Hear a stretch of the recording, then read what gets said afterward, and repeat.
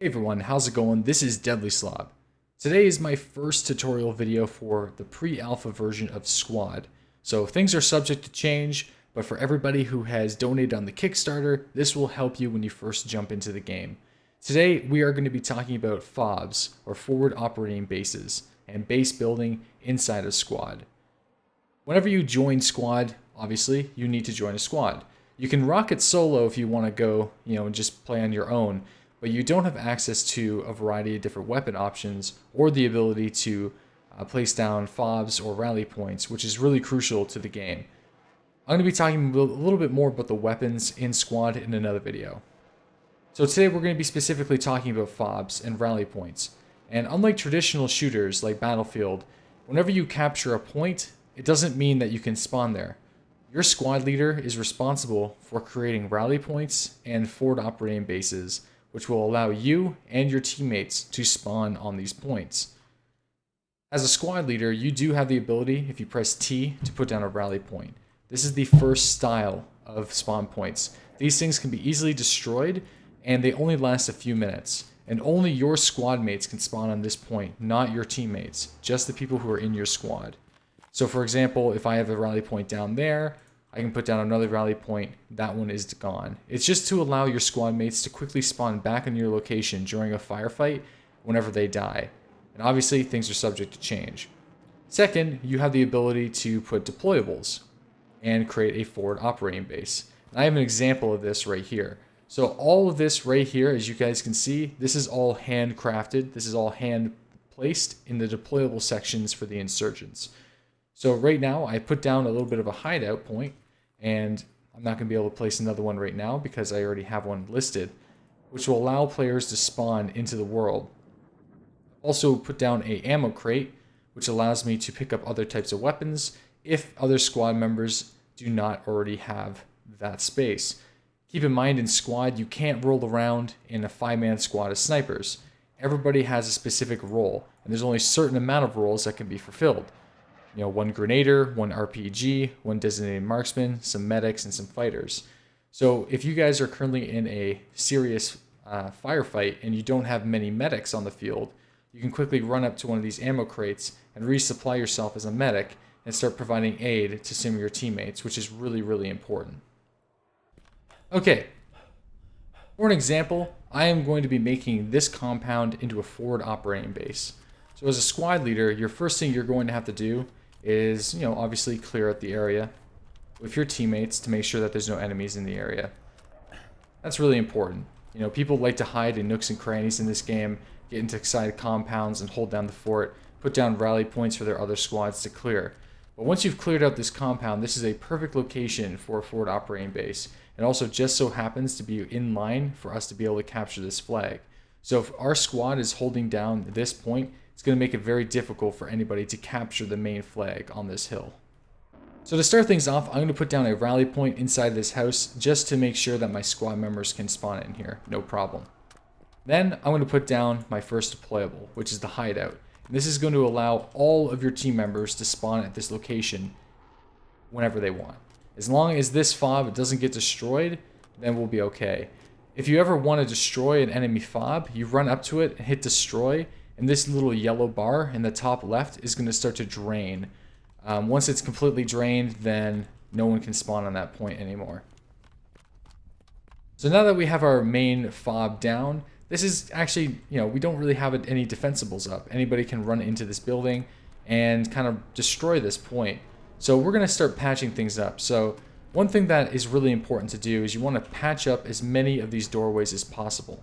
And what we're going to do to start things off is I'm going to put down, let's see here. Let's put down a little barrier here. And this barrier, I'm going to plant that down, and I'm going to use a shovel to build it up. Now, what's really important here is, as an officer, you are unable to build things with your shovel.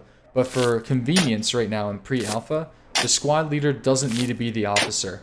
So anyone can actually put down, whatever they want and then build it up themselves. But that is subject to change. And I'm going to go around and let's see here. We also have a roadblock. So let's go find another doorway, maybe plant this roadblock down. Bam. Now you'll also notice in the top left that I have an assets mark. This asset is actually just ticking up automatically, but eventually, when the game adds it in, your supply lines are going to be responsible for keeping your resources up and functional. So without your supply lines, you won't be able to build so many things. But for the essence of convenience in the pre-alpha build, that marker in the yellow, that number, is the amount of resource points that you have. And every single thing that you put down costs resource. I'm going to continue looking around here, see if there's anything else. This is a main doorway. So what I'm going to do...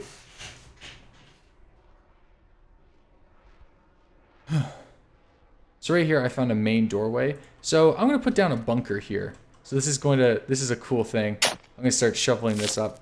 The bunker is one of the most expensive pieces right now, but it's also one of the coolest. So this is going to allow our squad to kind of get really close up to this door frame and hold the position down.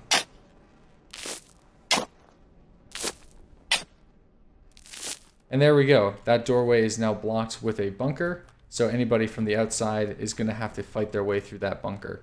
It's much easier and more defensible than just having an open door.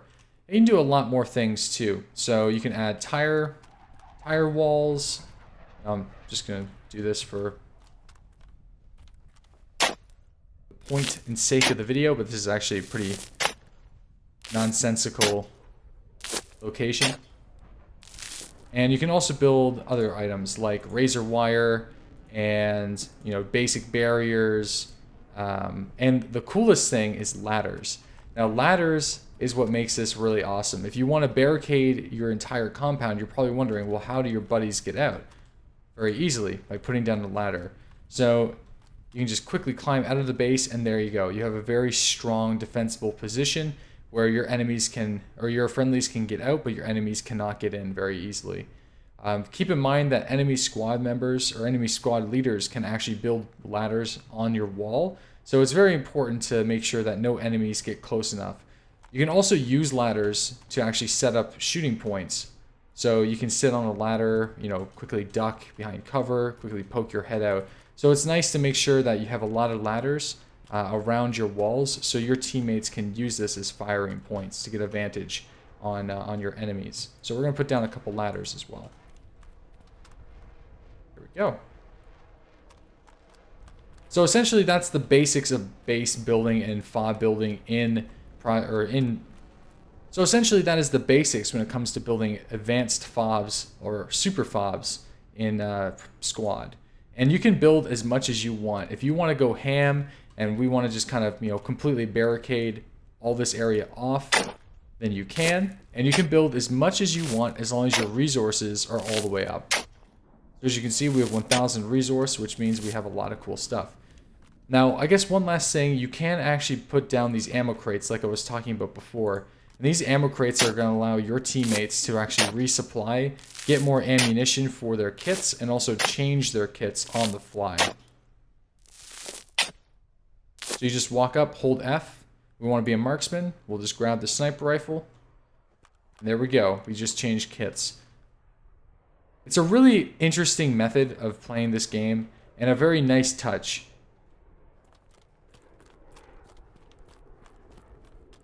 And there's our other forward operating base that we put down before, which is a cool little sniping position.